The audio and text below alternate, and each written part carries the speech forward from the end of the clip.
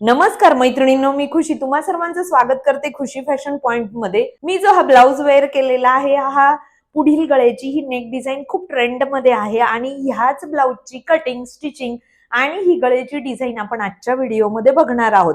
आणि ती सुद्धा पेपर पॅटर्न वरून, म्हणजे ज्यांनी पाठीमागच्या बाजूला बोट नेक, हे बघा हा बोट नेक आणि पुढील बाजूला डीप नेक असे पेपर कटिंग घेतलेले आहेत, त्यावरून अगदी 5 मिनिटात तुम्ही ह्या ब्लाउजची कटिंग करू शकतात।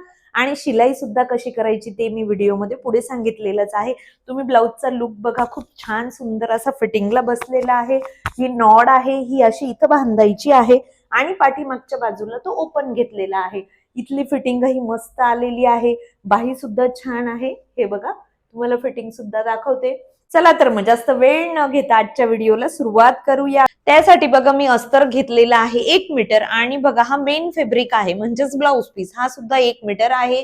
आणि हा बोटनेकचा जो पॅटर्न आहे, तुमच्याकडे सुद्धा असतील, बऱ्याच जणींनी पॅटर्न घेतलेले आहेत, त्यावरून आपण आज डिझाईन जी आपण तुम्ही बघितली आता तो डिझाईनचा ब्लाउज आपण बनवणार आहोत। हा 34 साईजचा बोटनेकचा ब्लाउज आहे आणि हा मागच्या बाजूला बोटनेक आणि पुढील बाजूला डीपनेक आहे, शिवाय तो प्रिन्सेस आहे आणि ही याची लहान बाही आहे। यावरून आपण आजच्या ब्लाउजची कटिंग करणार आहोत। तूर्त हा ब्लाउज पीस मी बाजूला ठेवते, आपण अस्तरावरच कटिंग करणार आहोत, पण त्याआधी तुम्हाला माप दाखवून देते। हा 34 साईजचा बोटनेक ब्लाउज आहे, ओके। आणि याची तयार उंची आहे 13.5, छाती आहे 34, कंबर आहे 29, 30, 31। बघा तुमची आणि माझी चेस्ट सेम असू शकते, पण कंबर मध्ये बदल असतो, तरी ह्या कंबरचं जरी तुमचं म्हणजे मेजरमेंट असेल तरी सुद्धा हा पॅटर्न तुम्हाला चालेल। पुढचा गळा आहे 6 इंचाचा आणि मागचा गळा आहे 3.5 इंचाचा। हे कटिंग जरी मी तुम्हाला फक्त 34 साईजचं दाखवत आहे, पण तुम्ही असंच तुमच्याजवळ जर 28चा पॅटर्न असेल तर 28 ते 42 पर्यंतच्या सर्व साईज साठी तुम्ही हीच प्रोसेस फॉलो करायची आहे। हे बघा, हे अस्तर आहे आणि मी काय केलं, इथं 4 फोल्ड करून घेतलं।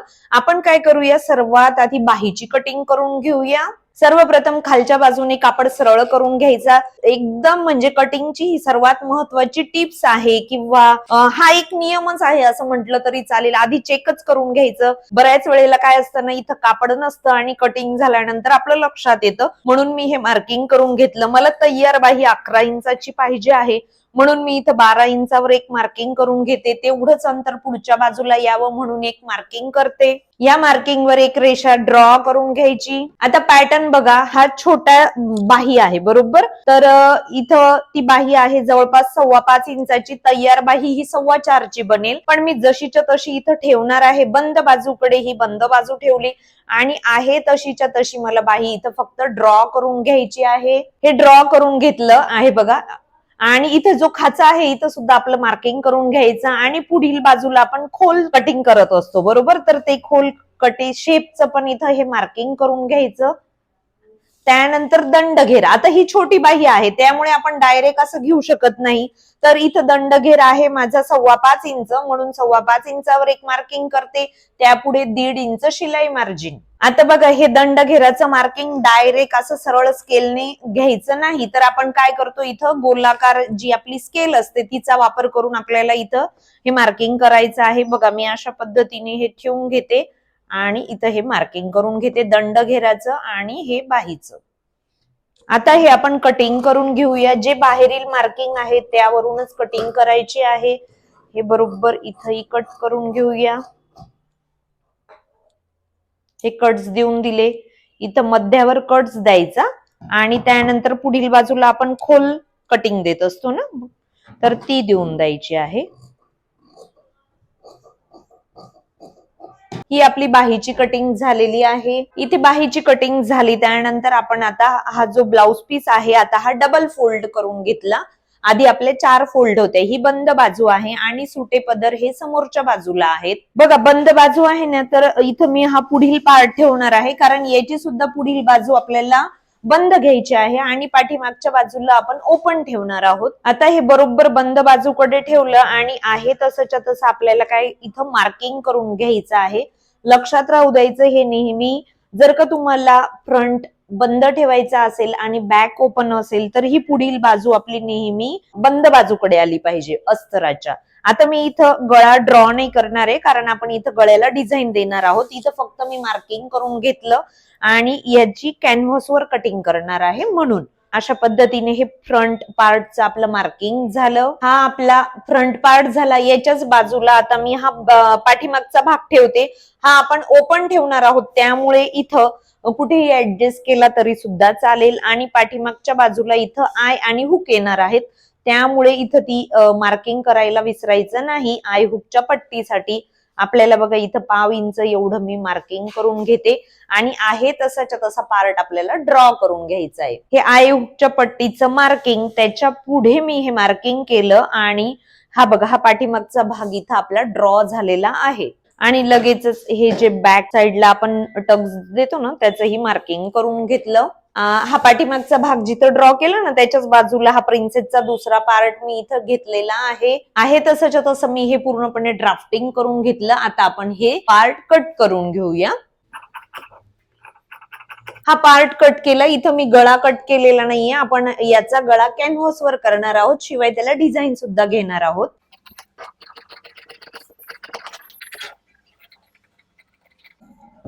हा पाठीमागचा भाग कट केला. इथं आय आणि हुक साठी आपण एक्स्ट्रा घेतलेला आहे आणि हा जो आणि हा बोट नेक पाठीमागच्या बाजूने मी कट केला आहे.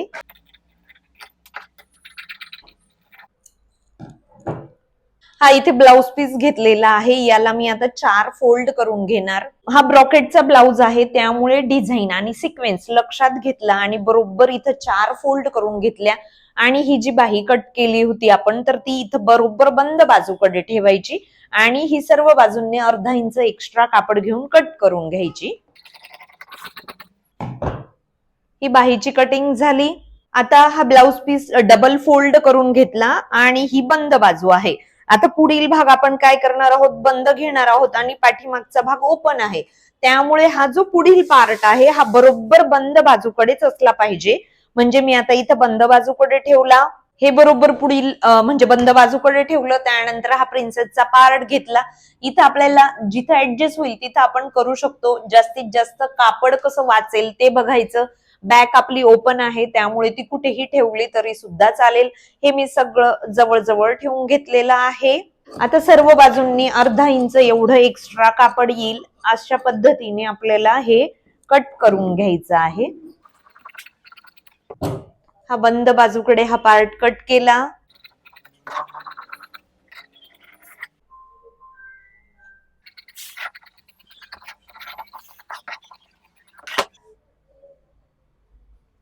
आता बघा पुढील भागाला आपण डिझाईन बनवणार आहोत. इथं गळ्याची रुंदी आहे जवळपास 2.25 आणि इथं गळा खोली घेणार आहे मी 7 इंचाची.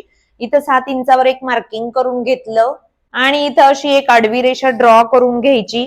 हे खालच्या बाजूला अंतर घ्यायचं आहे आपल्याला 3.5 इंच एवढं घेतलं. त्यानंतर अशी ही एक रेषा ड्रॉ करून घेतली, म्हणजे इथं असा हा चौकोन तयार झाला.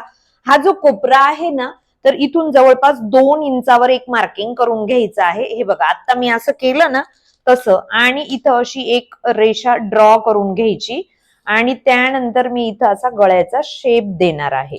अशा पद्धतीने आपलं हा पुढील गळा आपण घेणार आहोत. आता मी हे डायरेक्ट ब्लाउज पीसवर कट नाही करणार आहे, आपण हे कॅनव्हासवर कटिंग करून घेऊया. हे बघा इथं मी हा कॅनव्हास घेतलेला आहे आणि इथं असं मी बघून घेते, अर्ध्यावर असा बरोबर ठेवला. इथं दिसतंय मला थोडं अस्पष्ट दिसतंय, इथं मी चॉक बदलून घेते आणि बरोबर त्यावर हे मार्किंग करून घेते. डायरेक्ट आपण कॅनव्हासवर घेतलं ना तरी सुद्धा चालेल, पण म्हटलं तुमचं लक्षात यावं म्हणून मी आधी ब्लाउज पीसवर तुम्हाला ड्रॉ करून दाखवलं. हे बरोबर इथं मध्यावर आहे, हे बघा. आणि आता आपण हे कॅनव्हासवर कट करून घेऊया. हे मध्याचं मार्किंग केलं आहे ना, इथं बरोबर अशा पद्धतीने फोल्ड करून घ्यायचं आहे आणि आता मी हे बाहेरील बाजूचं इथं कट करून घेते. आता बघा हे बरोबर ह्या बाजूला सुद्धा मी आता मार्किंग करून घेते. थोडस अस्पष्ट मार्किंग झालेलं आहे आणि आता आपण हे डार्क करून घेऊया. इथं स्केलचा वापर केला तरी चालेल, तुम्हाला कदाचित ते एवढं दिसून येत नसेल. हे बघा अशी आपण गळ्याची डिझाईन बनवणार आहोत. बघा या कॅनव्हासच्या मापाचाच मी काय केलं, इथं अस्तर कट करून घेतलं आणि हा फ्युजिंग आहे, तर एका बाजूला जर आपण याच्यावरून इस्त्री फिरवली तर हा चिपकून जातो. तर आपण आहे तसंच्या तसं हे चिपकवून घेणार आहोत. हे बघा इस्त्रीच्या साह्याने मी इथं व्यवस्थित चिपकवून घेतलेलं आहे. आता आपण हे शिलाई करून घेऊया. ह्या डिझाईन साठी आपण ना दोरी इथं लावणार आहोत, तर आपण इथं दोरी बनवून घेऊया. त्यासाठी मी इथं तिरकस कापड कट केलेलं आहे आणि इथं साईडने शिलाई द्यायची आहे. आता बघा इथे मी शिलाई देऊन देणार आहे एक.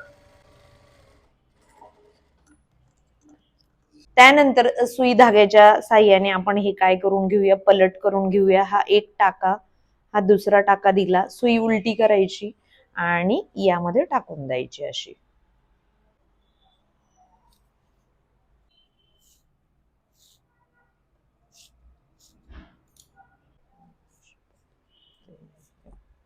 हे बघा अशा पद्धतीने ही आपली दोरी इथं तयार झाली. त्यानंतर बघा असा हा टसल्स पुढच्या बाजूला लावून घेतला. इथे अशा ह्या दोनही मी दोऱ्या किंवा नॉड म्हणतात त्याला, त्या तयार करून घेतल्या. आता बघा हा आपला पुढील पार्ट आहे बरोबर, तर त्याच्यावर आता आपण हे कॅनव्हास इथं ठेवून हे शिलाई करायचं आहे. पण त्याआधी आपल्याला काठाकाठाने इथे शिलाई देऊन द्यायची आहे. सर्व बाजूंनी असं हे फोल्ड करून घ्यायचं. इथं फोल्ड होत नाही तर इथं कट्स देऊन द्यायचे. हे बघा अशा पद्धतीने आणि बरोबर काठाकाठाने शिलाई करून घेऊया.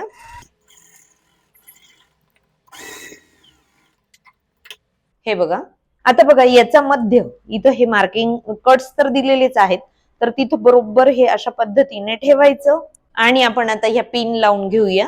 हे बघा त्यामुळे म्हणजे काय होतं ना, आपला कॅनव्हास इकडे तिकडे होत नाही. आणि आता बघा आपली जी मार्किंग आहे ना, त्यावरूनच आपल्याला शिलाई द्यायची आहे.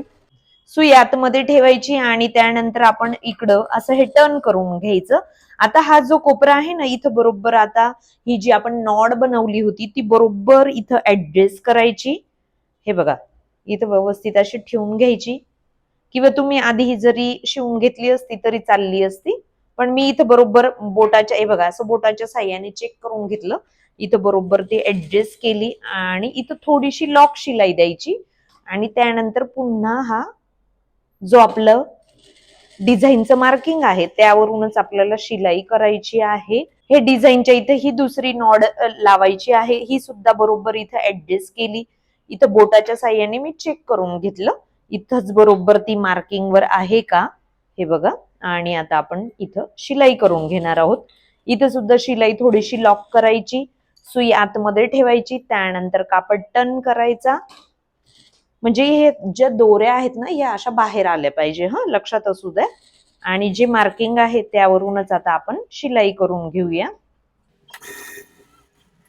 आणि आता हे कट करून घ्यायचं आहे आपल्याला. जिथं आपले हे कॉर्नर्स आहेत तिथं सुद्धा कट्स लावायचे, त्यामुळे गळा छान पद्धतीने आपल्याला पलटी करता येतो. ही बघा आपली जी डिझाईन होती ती. आणि आता हे आतील बाजूला फोल्ड करून घ्यायचं. तर हे ना असं आपण नॉड वरच्या बाजूला जर ओढली ना तर गळा छान पलट होतो. हे बघा असं व्यवस्थित आपण सुलट बाजूला करून घेतलं. आता मी याला थोडीशी इस्त्री करते म्हणजे छान सुंदर असा हा आपल्याला लुक दिसेल. नॉडमुळे गळा पलटी करणं थोडं सोपं होऊन जातं. हे हाताने मी असं करून घेतलं म्हणजे सुलट करून घेतलं. त्यानंतर आहे ना इथं इस्त्री मात्र कंपल्सरी द्यायची. हे बघा इस्त्रीच्या साह्याने जर का आपण व्यवस्थित हे केलं ना तर छान असं हे फिनिशिंग मध्ये येतं आणि एकदम मस्त असा प्लेन बसून जातो. त्यानंतर आतील बाजूने तर आपण इथं हात शिलाई करणार आहोत, ते मी नंतर करेल. आता बघा हे आपलं ही डिझाईन तयार झाली. आता हा प्रिन्सेसचा साइड पार्ट आपण इथं बाजूला ठेवून घेतला आणि तो आता इथं शिलाई करणार आहोत. शिलाई करताना हा पुढचा कोपरा थोडासा पुढे घ्यायचा आणि त्यानंतर शिलाईला सुरुवात करायची. जसं मी नेहमी सांगते ना त्या पद्धतीने. तुम्हाला कापड कुठेच खेचायचं नाहीये, कारण आपले पेपर पॅटर्न मध्ये एकदम परफेक्ट असं आपण कटिंग दिलेलं आहे. कुठेही जर तुम्ही खेचलं तर मात्र ते कमी जास्त येतं बरं, त्याच्यामुळे खेचायचं नाही. जसं आहे तसंच आपल्याला शिलाई करायचं आहे. आता याला लगेचच आपण डबल शिलाई द्यायची. डबल शिलाई देणं कंपल्सरी आहे. खालच्या बाजूला लॉक करून घेतलं आणि बघा इथं छान असा हा प्रिन्सेसचा उभार शेप आलेला आहे, तुम्हाला दिसत असेल. आणि इथं जो कोपरा आहे ना, इथं थोडस कापड हे कट करून घ्यायचं. हे बघा, अशा पद्धतीने सेम त्याच पद्धतीने आपल्याला ह्या बाजूची सुद्धा पार्ट हा शिलाई करून घ्यायचा आहे. हा शिलाई करताना मी आता खालच्या बाजूने शिलाईला सुरुवात करेल. टेपच्या 3 रेषा किंवा अर्धा इंच एवढं शिलाईला घेतलं ना तरी सुद्धा चालेल. कमी शिलाईला घ्यायचं नाही, त्यामुळे सुद्धा कापड कमी जास्त होऊन जातं बरं. त्यानंतर इथं पण डबल शिलाई द्यायची आहे. आणि बघा, याचाही छान असा हा प्रिन्सेसचा शेप आलेला आहे. इथं आपण कप्स वगैरे वापरणार नाही, विदाउट कप्स असा हा ब्लाउज असणार आहे. आणि ही छान अशी डिझाईन. आता खालच्या बाजूला कमरेची पट्टी जोडून घेऊया. बघा, कमरेची पट्टी जोडण्यासाठी मी इथं कापड घेतलं आणि ते एका बाजूने फोल्ड करून घेतलं. त्यानंतर खालच्या बाजूला आपल्याला एक दाब एवढी शिलाई द्यायची आहे. जी शिलाई आहे ती बरोबर एकाच बाजूला आली पाहिजे. जसं मी नेहमी म्हणते ना, चेक करत करत शिलाई करायचं, तसं करून घ्यायचं. त्यानंतर हे पुढील बाजूला घेऊन इथं दाब शिलाई देऊन देऊया. हे आतील बाजूने आता फोल्ड करून घेऊ. इथं मी कच्ची शिलाई घेणार आहे, म्हणजे मी जेव्हा हात शिलाई करेल ना तेव्हा मला ती उसवायला सोपं जाईल. असा हा आपला पुढील पार्ट शिलाई करून झालेला आहे. हा ब्लाउज आपण शिलाई केलेला आहे 34 साईजच्या बोटनेकच्या पेपर पॅटर्नवरून. तुम्ही तर आता बघितलंच कटिंग आणि स्टिचिंग असेच आपल्याकडे बघा. हे बोटनेकचेच 28, 30, 32, 34, 36, 38, 40 आणि 42 असे सर्व साईजचे आपल्याकडे पेपर कटिंग आहेत. तुम्हाला सुद्धा असे पेपर कटिंग मागवायचे असतील तर स्क्रीनवर दिलेल्या मोबाईल नंबरवर व्हॉट्सअपला मेसेज करा आणि तुमची ऑर्डर लगेचच बुक करा. म्हणजे तुम्हाला सुद्धा असे सुंदर सुंदर डिझाईनचे गळे किंवा सुंदर सुंदर डिझाईनचे ब्लाउजेस शिलाई करता येतील. कशी वाटली मग ही ब्लाउजची डिझाईन? आवडली असेल तर लाईक करा, चॅनलवर नवीन असणार तर सबस्क्राईब करा. चला तर मग पुन्हा भेटू नवीन व्हिडिओ सोबत. तोपर्यंत धन्यवाद.